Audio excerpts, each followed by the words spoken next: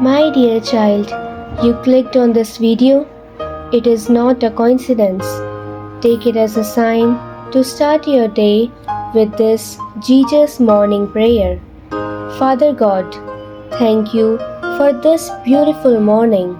Before I step outside my home, I invite your presence inside me. May every room be filled with your peace. May every conversation be filled with the kindness. May every heart in this home be filled with hope. Lord, protect my family wherever they go today. Give me patience with one another. Help me forgive quickly and love deeply. When stress tries to enter our home, let your peace be stronger.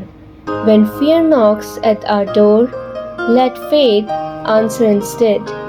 Teach us to pray together, encourage one another, and keep our eyes fixed on Jesus.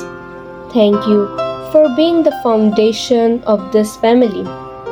We trust you to provide for every need and guide us through every session.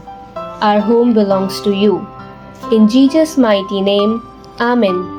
If you are praying for your family today, comment, Amen Lord, bless my home.